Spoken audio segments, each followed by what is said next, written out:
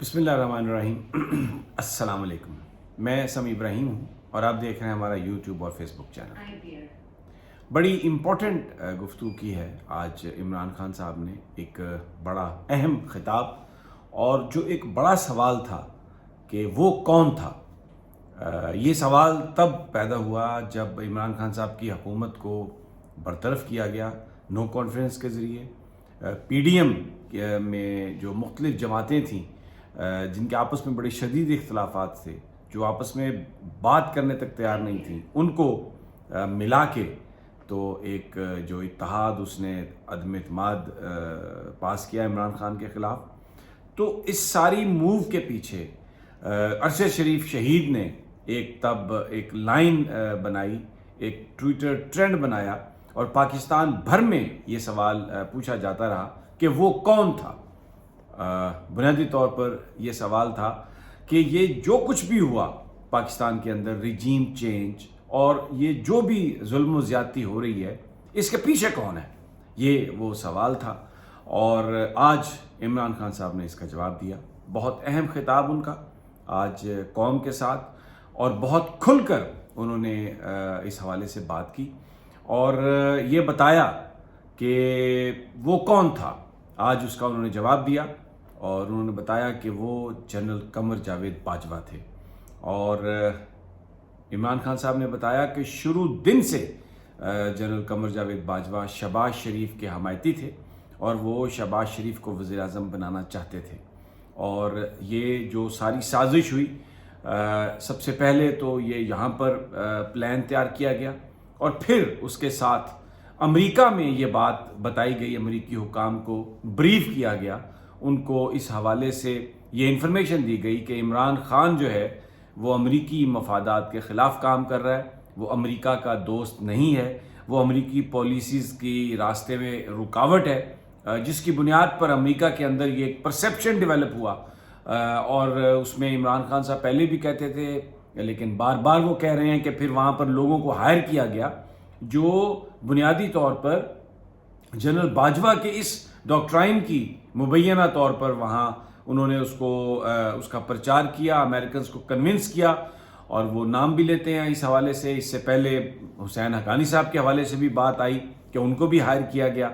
اور ان لوگوں نے وہاں پر عمران خان کے حوالے سے یہ بات بتائی کہ وہ امریکی مفادات کے راہ میں رکاوٹ ہیں، جس پر ایک سازش تیار ہوئی، اور یہ بیسیکلی پہلے اندر بنی، پھر ایکسپورٹ ہوئی، پھر امریکہ سے وہ سائفر کا معاملہ ہوا سارا، اور اس کے بعد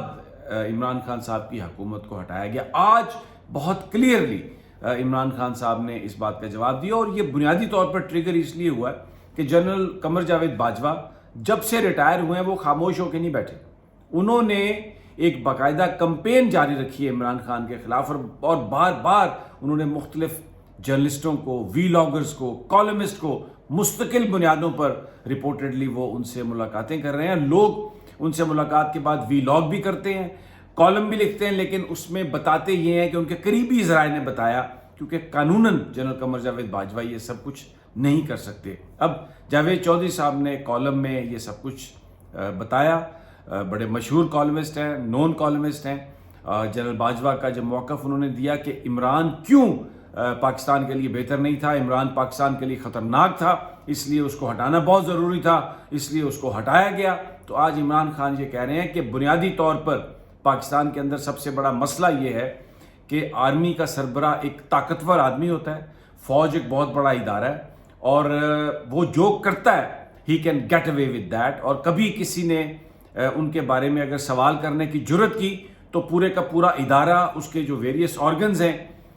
ڈیفینیٹلی ہم نے یہ دیکھا ہے کہ یہ لوگ جو اٹھائے جاتے ہیں، جن کے بارے میں لوگ پھر کہتے ہیں کہ پتہ نہیں کون لے گیا، ان کو کہا جاتا ہے کہ اگر تم نے زبان کھولی تو تمہاری زبان کاٹ لی جائے گی، یا ڈرایا جاتا ہے، جس کے بعد آ کے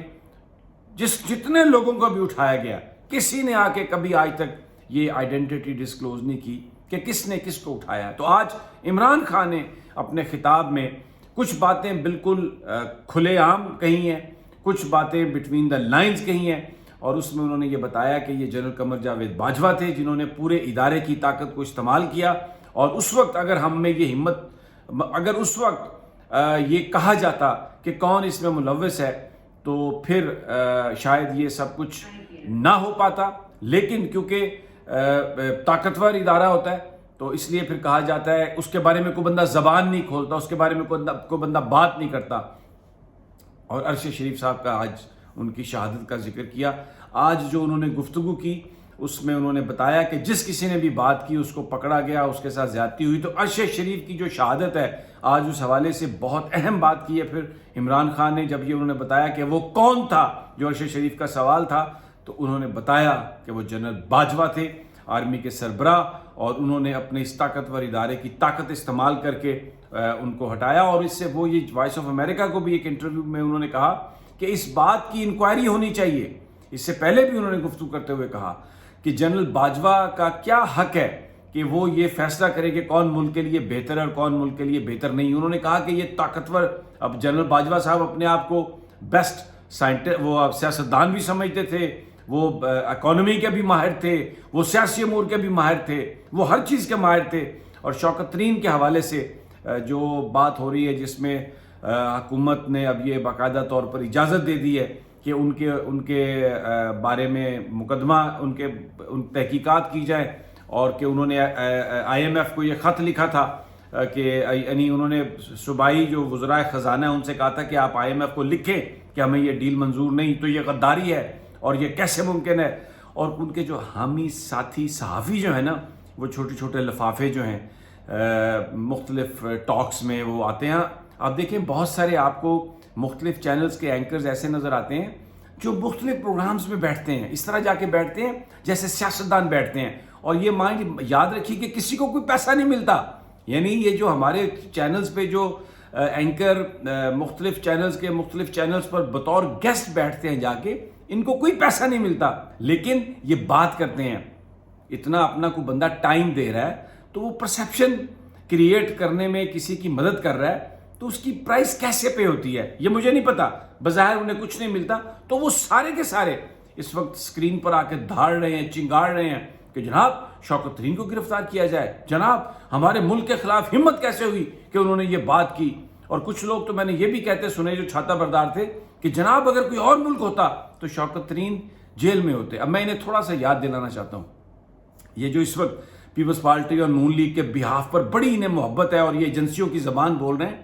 ذرا یہ پیچھے جا کے دیکھیں۔ محترمہ بے نظیر بھٹو نے خط لکھا تھا امریکی ایوان نمائندگان کو کہ پاکستان کو F-16 جہاز نہ دیں، F-16 طیارے نہ دیں، یہاں پہ ڈکٹیٹرشپ ہے اور پتہ نہیں کیا کچھ ہے۔ پھر احسن اقبال صاحب نے یہ بیان دیے کہ $1 ارب کے لیے آئی ایم ایف کے پاس جانے کی جو بات ہے یہ غلط ہے، یہ نہیں ہونا چاہیے۔ اور عمران خان کے بارے میں جو کچھ انہوں نے کہا، میں آپ کو وہ سارے اگر میں چیزیں آپ کو یاد دلانا شروع کروں کہ نواز شریف کیا کہتے رہے،